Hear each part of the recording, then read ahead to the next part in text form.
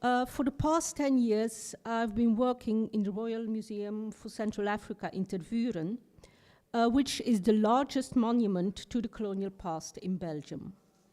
And for those who are not familiar with its history, it was founded in 1897 as the Museum of the Congo, which served simultaneously as a research institute by King Leopold II, as a means for interesting the public at large and entrepreneurs in particular in the economic exploitation of the Congo.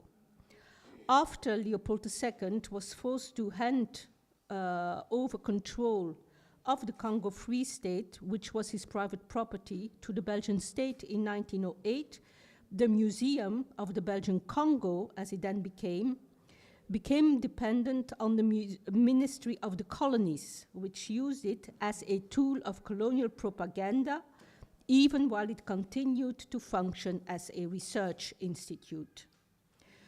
When the Congo became independent, quite unexpectedly in 1960, the Royal Museum for Central Africa, which was its next name, was adrift. It had to reinvent itself with far less means at its disposal as before, as the Ministry of the Colonies ceased to exist. And so the RMCA began to focus on its research activities behind the scenes and ceased to invest in its permanent exhibition, which underwent its last major overhaul in 1958, 2 years before the Congo became independent. Over time, the RMCA became known as the last colonial museum in the world, a museum that refused to confront the colonial past that had created it. The Belgian-South African artist Wendy Morris has called it both a temple and a tomb. A temple to the glory of Leopold II and his so-called civilizing mission, and a tomb to the so-called pioneers who had given their lives to fulfill this supposed ideal.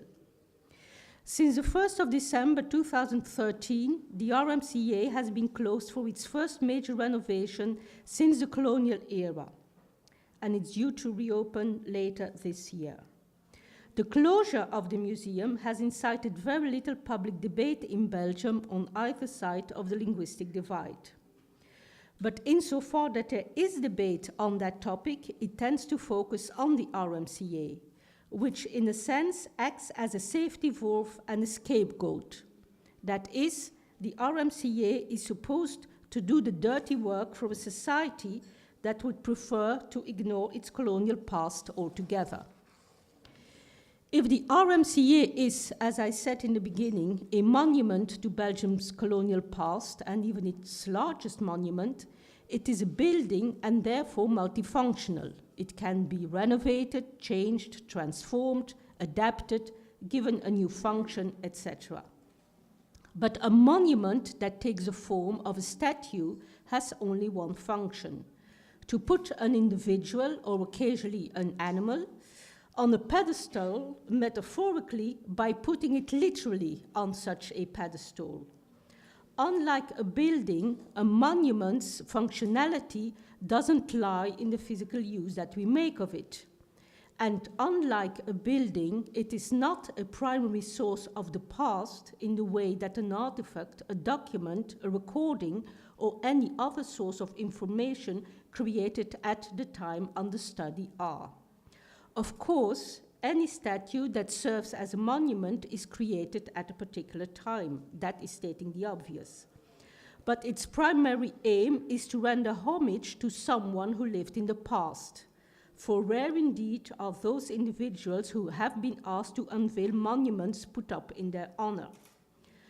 A statue as a monument serves as a mirror to a society's ideal of itself. It does not tell us what happened in the past, but how society would like its members to remember the past. If colonial monuments are increasingly contested in Belgian society, it is precisely because more and more people ask themselves whether society should remember the colonial past that Belgium and the Congo share by means of monuments that exalt white Belgians bringing Congolese civilization and Congolese meekly and gratefully accepting this so-called gift. The 2015 South African campaign, Rhodes Must Fall, barely caused a stir in Belgium. I found just one single reference in two of Flanders' major newspapers, The Standard and De Morgen. And it seems revealing that when the more recent events in Charlottesville in the US inspired debate about the place of colonial monuments in the Belgian public space in 2017, the focus of the debate soon shifted to monuments of white Flemish collaborators during the Second World War. In 1982, a Flemish student who wrote his dissertation on the Belgian colonial past, observed that it had taken him a long time to realize that such a past had actually existed. And he quoted an anonymous foreigner as saying that one could spend one's whole life in Belgium without knowing that the country had once possessed a colony. One gains the same impression when one follows the mainstream media. But if one follows social media, however, the story is rather different. 2017 seems to have marked a watershed.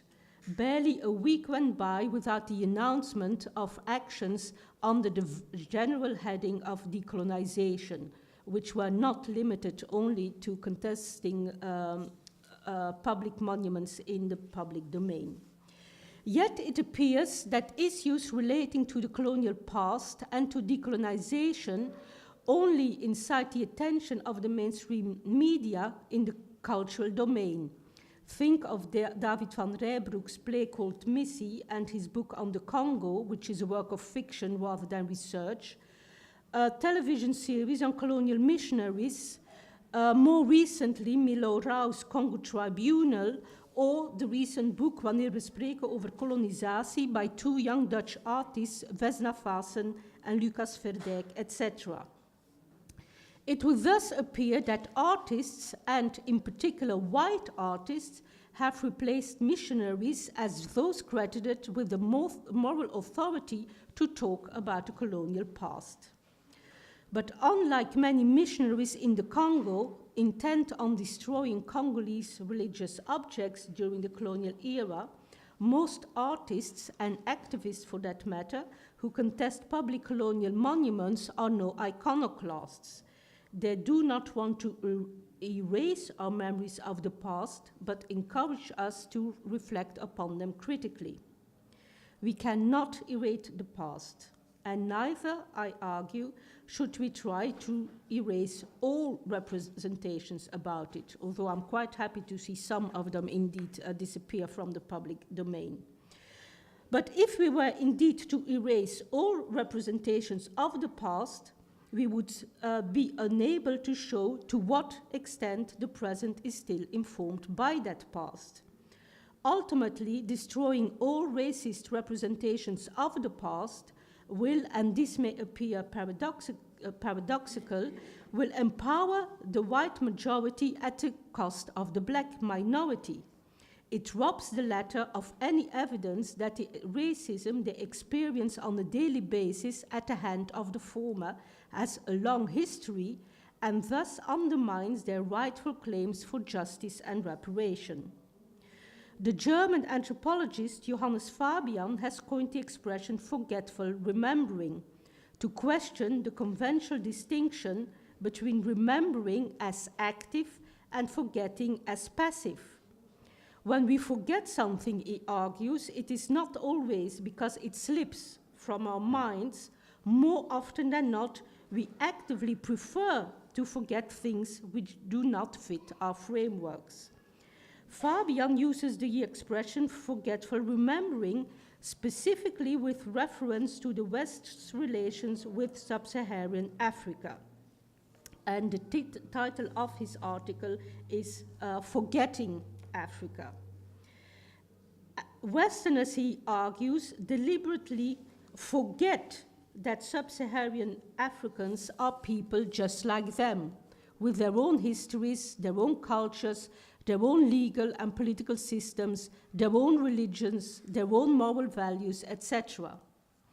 In the context of questioning existing colonial monuments, forgetful remembering must therefore also include attempts at creating new monuments in the public domain.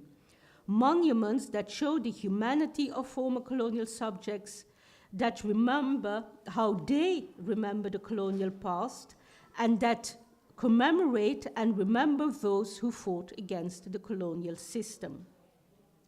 Since monuments only serve a single function, destroying them is, when all is said and done, fairly easy, and that also explains probably why iconoclasm is such a regular feature in all human societies.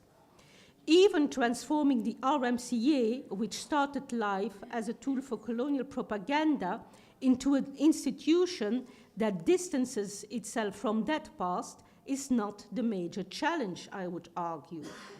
Refusing to continue lionizing Leopold II and his so-called pioneers, taking colonial statues which, apart from their dubious aesthetic qualities, represent Congolese as culturally and racially inferior out of the permanent exhibition, and putting them into a depot for visitors to see, in line with the often quoted British legal aphorism, not only must justice be done, it must also be seen to be done.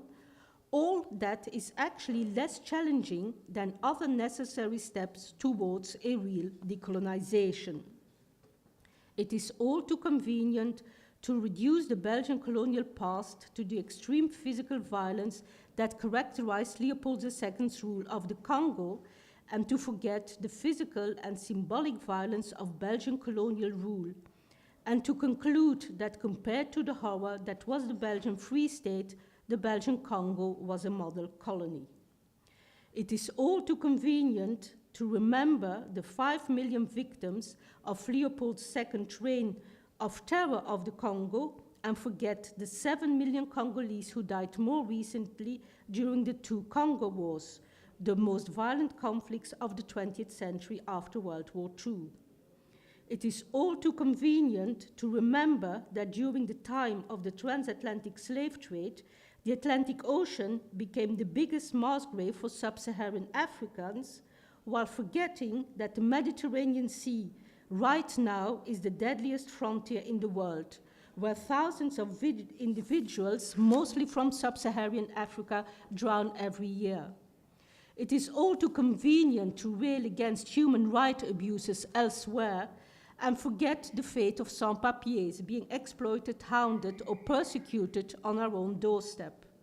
It is all too convenient to retain a focus on white agency, transforming whites from heroes into criminals while forgetting black agency and reducing them to passive recipients of either white largesse or white crimes, and thus reducing them to bystanders in their own history and culture.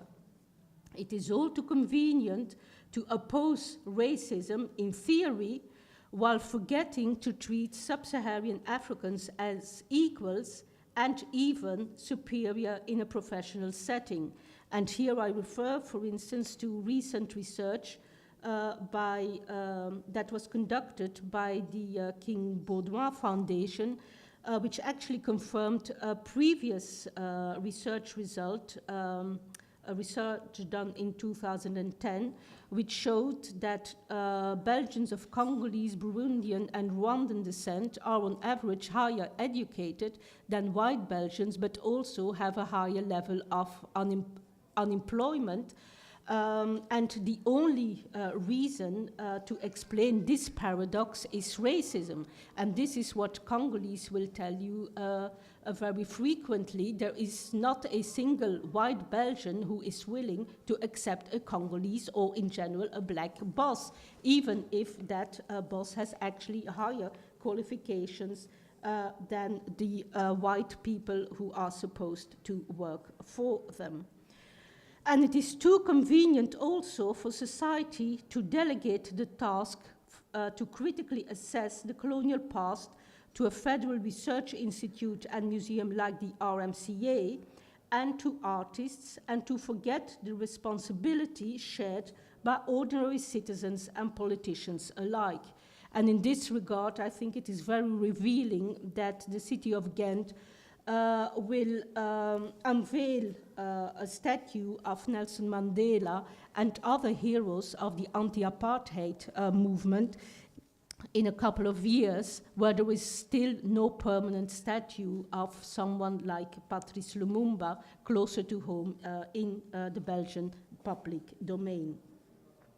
In 2016, on the 65th anniversary of Congolese independence, 2 members of the federal parliament, Wouter de Vriend, Groen, and Benoit Ellings, Écolo, submitted a proposal for a resolution detailing the need for the parliament to commission scientific research on the Belgian colonial past. Groen had passed my name on to the media should they want to have the opinion of a researcher on the topic. I was never contacted, and only one of Flanders' so-called 2 quality papers referred to this initiative. So once again, the media and Belgian society in general are much more keen to talk about what goes on elsewhere in relation to the colonial past than in Belgian society.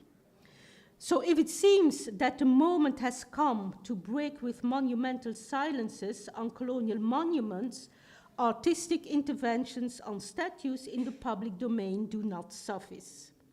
And here I want to refer to what the British writer Kenan Malik has called in a recent contribution to the New York Review of Books, the Great British Empire Debate.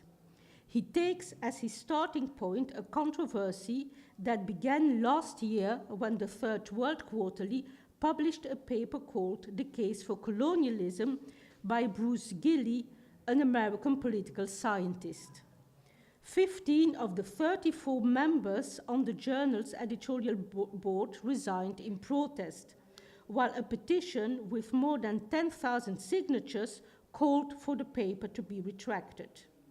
This duly happened after the editor received serious and credible threats of personal violence.